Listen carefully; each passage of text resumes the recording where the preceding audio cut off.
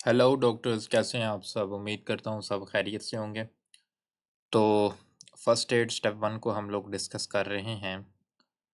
उसके आज के लेक्चर के अंदर हम लोगों ने डिस्कस करना है cardiac and vascular function curves. ये बहुत ही इंपॉर्टेंट कर्व्स हैं कार्डिक फिजियोलॉजी के अंदर, जिनसे बहुत सारे क्वेश्चन पूछे जाते हैं और स्टूडेंट्स को बिल्कुल समझ नहीं आती कि इन कर्व्स को कैसे समझना है और कैसे इनको डिस्कस करना है। They are horrible for us. लेकिन यहाँ पे मैं कुछ आप लोगों की हेल्प करूँगा इसको समझने में, और at the end of this video आप लोगों को तमाम के तमाम सवालात के जवाब आते होंगे और आपको अच्छे से ग्राफ की भी समझ आ जाएगी कि ये कहना क्या चाह रहे हैं। तो अगर आप लोगों ने हमारा चैनल सब्सक्राइब नहीं किया तो उसको सब्सक्राइब कर लें, ताकि हमें मोटिवेशन मिले इस तरह के मज़ीद वीडियोस बनाने में। और लाइक भी कर दिया करें वीडियो को, और कोई आपकी सुजेशन हो तो वो भी आप हमें कमेंट बॉक्स में बता सकते हैं।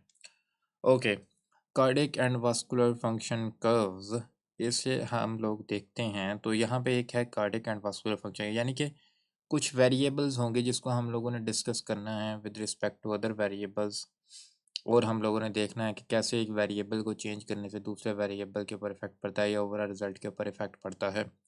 तो ये ग्राफ हैं, बेसिकली ग्राफ किसी भी दो या दो से ज़्यादा चीज़ों के अंदर प्लॉट किए जाते हैं। इन ग्राफ्स का मसला ये है कि ये थोड़े से कम्प्लेक्स इसलिए हो जाते हैं कि यहाँ पे हमारे पास कोई तीन चीज़ों को कंपैरिजन किया हुआ है। ठीक है, वैसे तो चार को किया हुआ है, लेकिन चलें for the sake of discussion तीन को किया हुआ है।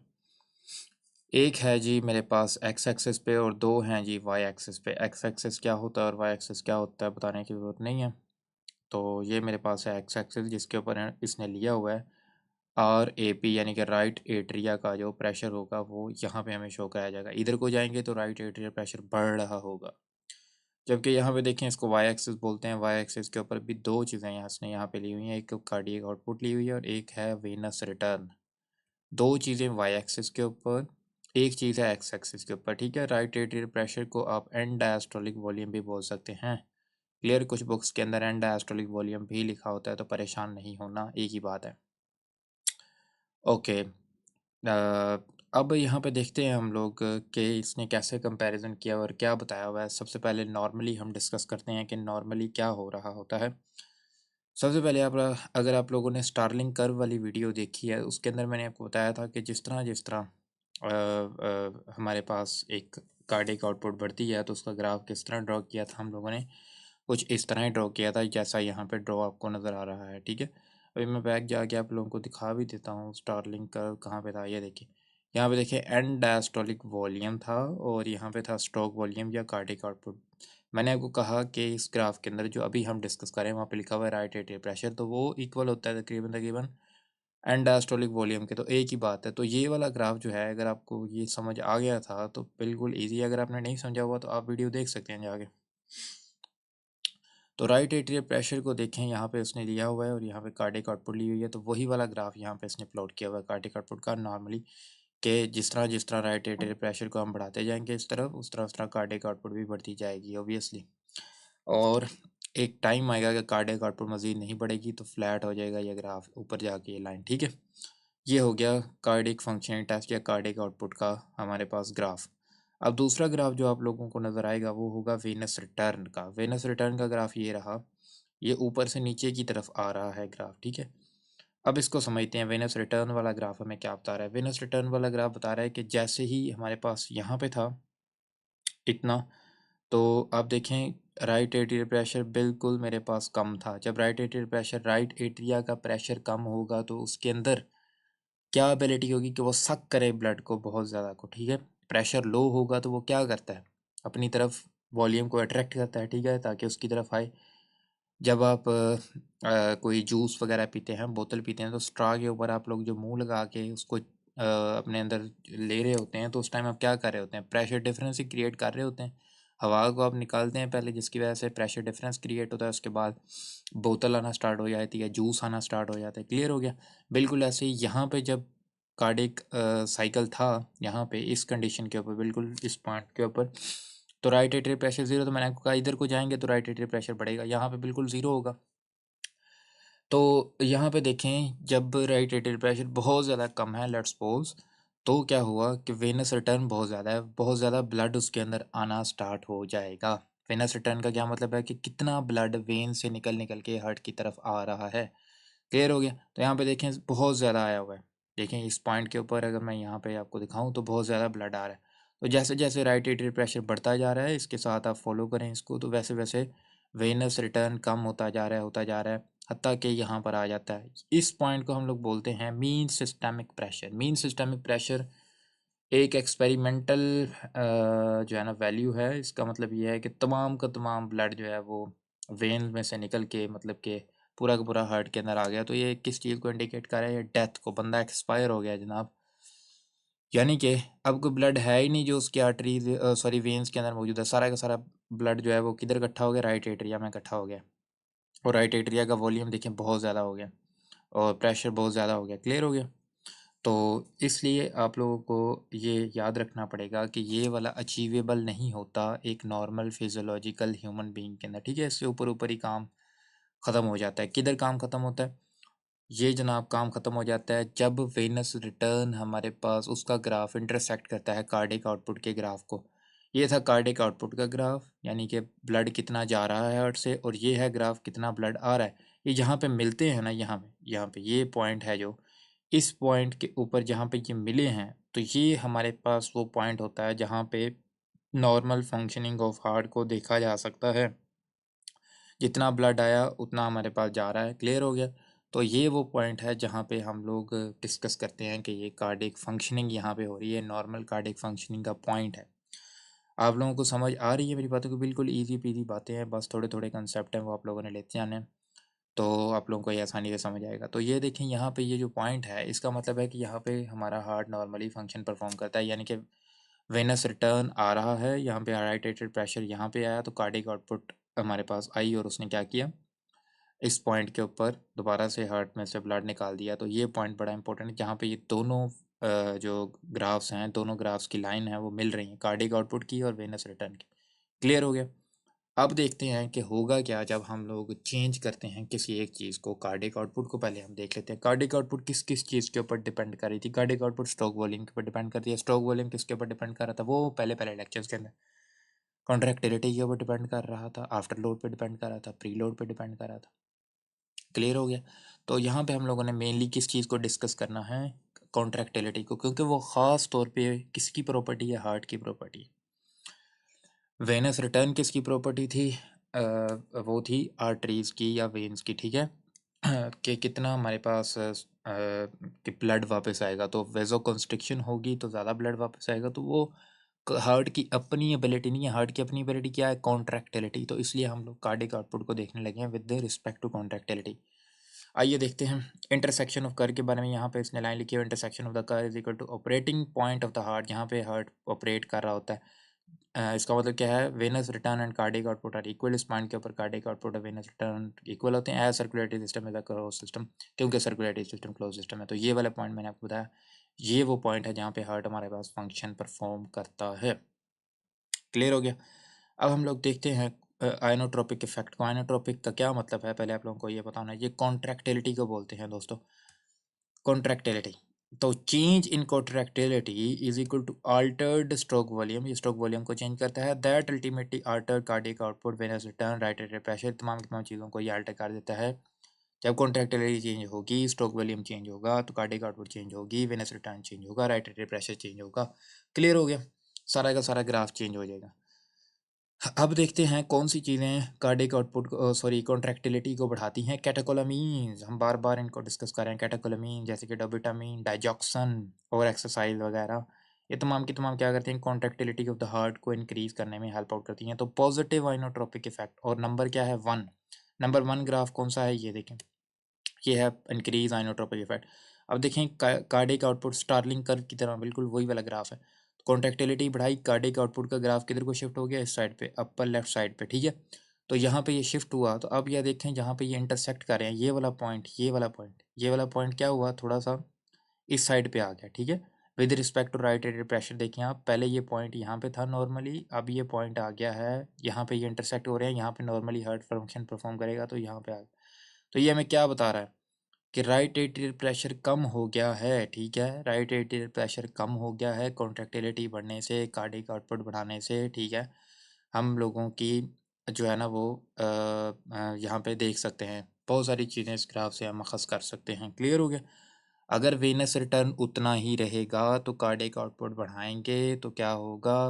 राइट एट्रियल प्रेशर हमारे पास लेफ़्ट साइड पे शिफ्ट हो जाएगा और मैंने आपको कहा right atrial pressure is equal to end diastolic volume, तो एंड डायस्टोलिक वॉल्यूम भी क्या हो जाएगा? कम हो जाएगा। ज़ाहिर-सी बात है, अब मैं एक पंप है उसको तेज़-तेज़ चलाने लग गया हूँ, कार्डियक आउटपुट मैंने बढ़ा दिया है, पीछे से पानी कम आ रहा है, जिसको मैं वेनस रिटर्न बोल रहा हूँ। तो क्या होगा? उसके अंदर जो है वो राइट एट्रियल प्रेशर या वेनस एंड डायस्टोलिक वॉल्यूम जो उसके अंदर मौजूद है वो हमारे पास कम हो जाएगा और ऑपरेटिंग सिस्टम जो होगा वो इस साइड पे शिफ्ट हो गया है। क्लियर हो गया? इसका फ़ायदा कब होगा? जब हमारे पास वेनस रिटर्न भी उसी तरह इंक्रीज़ हो, ठीक है? अब आगे देखते हैं जी नंबर 2 पॉइंट को। नंबर 2 पॉइंट का है जब inotropic effect contractility of the heart decrease हो जाती है, हार्ट फेलियर के अंदर विद रिड्यूस्ड इजेक्शन फ्रैक्शन या नेक्रोटिक ओवरडोज़ या सिम्पैथेटिक इन्हिबिशन के अंदर कोई ड्रग्स वगैरह हम दें तो।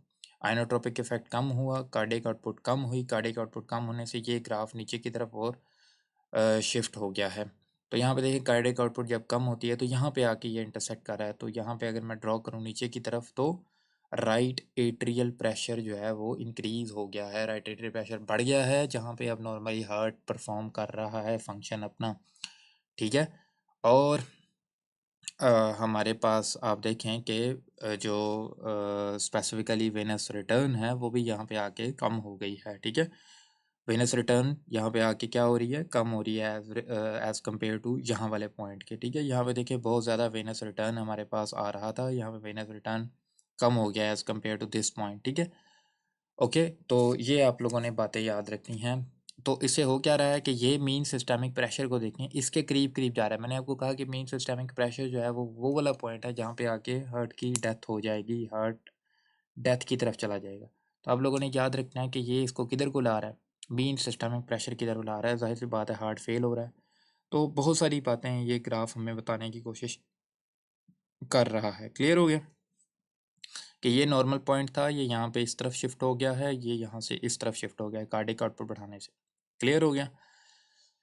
तो ये इसने कैसे इफ़ेक्ट किया राइट एट्रियल प्रेशर को, तो उसने आपको एमसीक्यूज़ देने हैं कि हमने कैटेकोलामीन्स दी, लेट्स सपोज़, और उसने राइट एट्रियल प्रेशर को क्या किया, बढ़ाया, कम किया। आपने कहना है कि राइट एट्रियल प्रेशर कम हो जाएगा when Venus return is constant.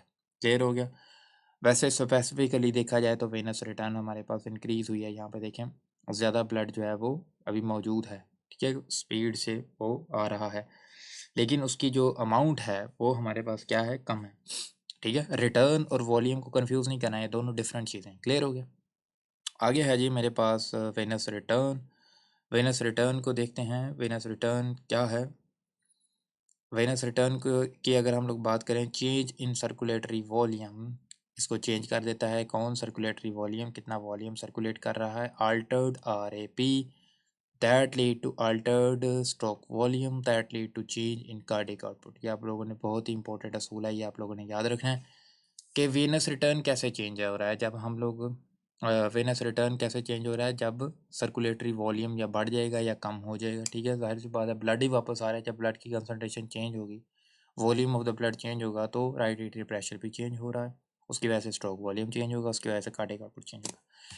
Graph number, इसको हम अपने डिस्कस करें। नंबर 3, जब हम लोग फ्लूइड देते हैं बाहर से, फ्लूइड इन्फ्यूजन करते हैं, सिंपैथेटिक एक्टिविटी बढ़ जाती है जिससे वेजो कंस्ट्रिक्शन हो जाती है या एट्रियोवेनस शंट को क्रिएट हो जाता है। एट्रियोवेनस शंट क्रिएट होने से क्या होता है कि आर्टरी से निकल के ज़्यादा से ज़्यादा ब्लड किधर को आएगा? वेन्स की तरफ आएगा। तो पॉइंट कौन सा है? 3, इसको डिस्कस करते हैं। जब वेनस रिटर्न बढ़ गया, यहाँ पे था नॉर्मल वेनस रिटर्न, अब नॉर्मल वेनस रिटर्न यहाँ पे है, कार्डियक आउटपुट हम लोगों ने कांस्टेंट रखी हुई है, कार्डियक आउटपुट का ग्राफ उधर ही खड़ा हुआ। तो अब क्या है, वेनस रिटर्न हमने बढ़ा दिया, ज़्यादा ब्लड आएगा हार्ट की तरफ, तो ये पॉइंट शिफ्ट हो रहा है यहाँ पे, ठीक है? यहाँ पे तो राइट एट्रियल प्रेशर क्या हुआ? राइट एट्रियल प्रेशर बढ़ गया। क्लियर हो गया? जब वेनस रिटर्न बढ़ेगा तो नॉर्मल फंक्शनिंग ऑफ हार्ट कहाँ पे हो रही होगी?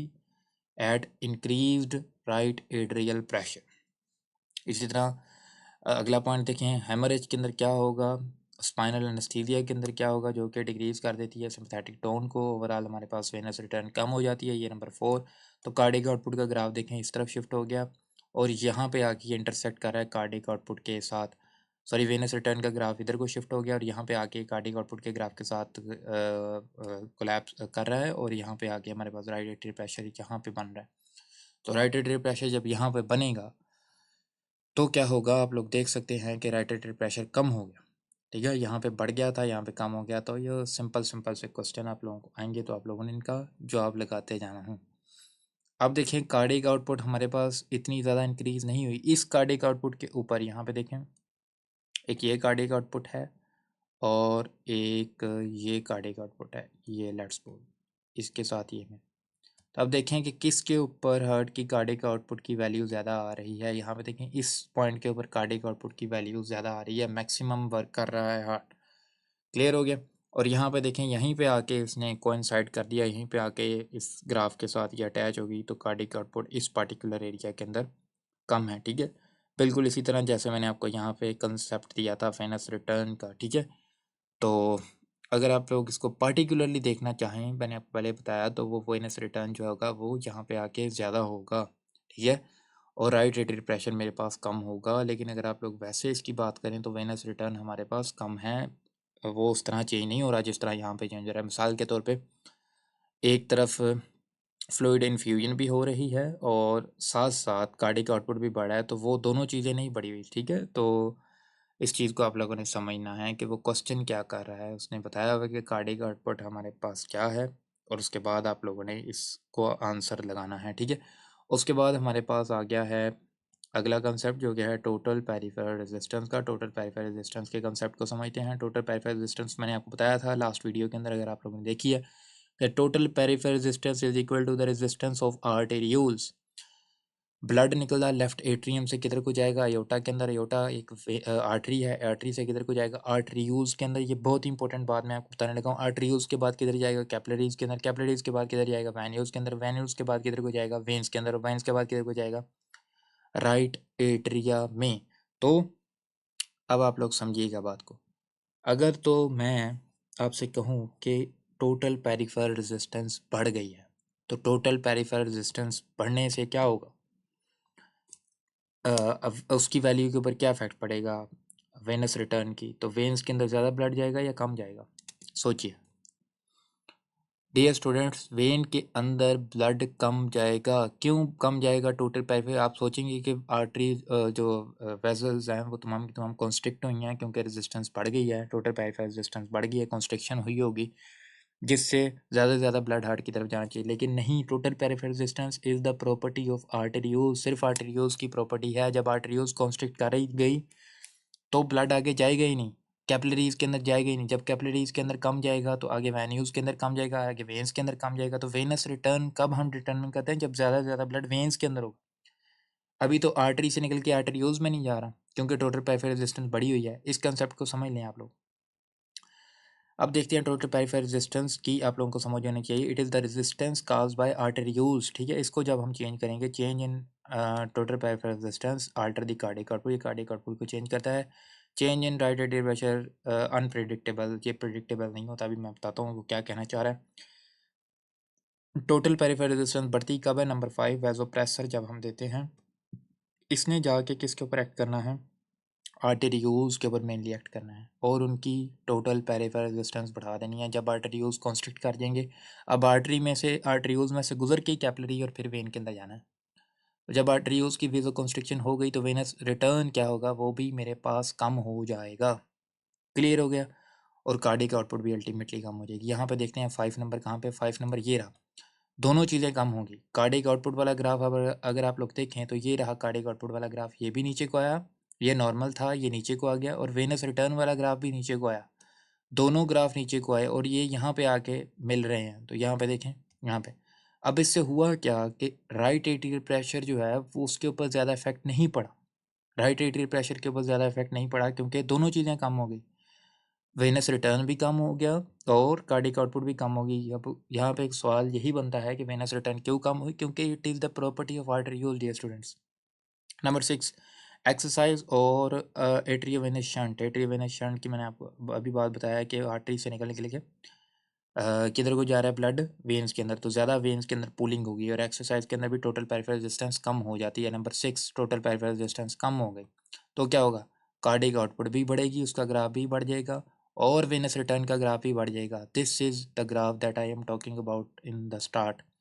ओके, यहाँ पे देखिए वेनस रिटर्न भी बढ़ा है और कार्डिक आउटपुट भी बढ़ा है, तो जिससे क्या हुआ, ओवरऑल रिजल्ट जो होगा वो हमारे पास बड़ा फंटेस्टिक आएगा, जो एक्सरसाइज के अंदर हमें नीडेड होता है। क्लियर हो गया? तो लेकिन हमारे पास मज़े की बात यह है कि राइट एटियर प्रेशर जो होगा वो सेम रहेगा, वो चेंज ज़्यादा नहीं होगा, राइट एटियर प्रेशर पे ज़्यादा इफेक्ट नहीं पड़ेगा। क्लियर हो गया? तो ये बहुत ही ज़्यादा इंपॉर्टेंट क्वेश्चन है। कोई आपसे पूछ लेता है आइनोट्रोपिक इफेक्ट अगर मैं चेंज करता हूँ, आइनोट्रोपिक इफेक्ट अगर मैं पॉजिटिव करता हूँ, बढ़ाता हूँ, what is the effect on cardiovascular functioning curve. Cardiovascular functioning curve मेरे पास कैसे चेंज होगा, तो आप लोगों ने बताना है कार्डियोवास्कुलर फंक्शनिंग कर्व कैसे चेंज होगा। क्लियर हो गया? तो ये तमाम की तमाम चीज़ें कैसी आएंगी, इसको बार बार देखें। अभी मैं इसको लास्ट पे डिवाइस भी करने की कोशिश करता हूँ। तो लास्ट लाइन है change often occur in tandem and may be री, जैसा कि एक्सरसाइज के अंदर क्या हुआ, एक्सरसाइज के अंदर आइनोट्रोपिक इफेक्ट भी बढ़ा और टोटल पाइपर रेजिस्टेंस भी कम हुई to maximize the cardiac output, यानी कि दोनों काम एक्सरसाइज के अंदर क्या कर रहे हैं, कार्डियक आउटपुट को बढ़ा रहे हैं। और कंपनसेटरी या कंपनसेटरी भी हो सकते हैं, जैसे कि हार्ट फेलियर के अंदर एनोट्रोपिक इफेक्ट कम होता है, जिसकी वजह से बॉडी क्या करती है, ज़्यादा से ज़्यादा फ्लूइड रिटेंशन करती है, जिसकी वजह से प्री लोड बढ़ जाता है to maintain the cardiac output. यानी कि प्री लोड का क्या मतलब है कि वेनस रिटर्न बढ़ाने की कोशिश करती है, ज़्यादा फ्लूइड इन्फ्यूजन करने की कोशिश करती है, ठीक है, बॉडी फ्लूइड लॉस से बचती है, 3 नंबर वाला, ठीक है पॉइंट। तो क्लियर हो गया? वो कह रहा है कि कभी कभार बॉडी जो है वो हेल्प कर रही होती है और कभी कंपनसेट कर रही होती है, चलता रहता है।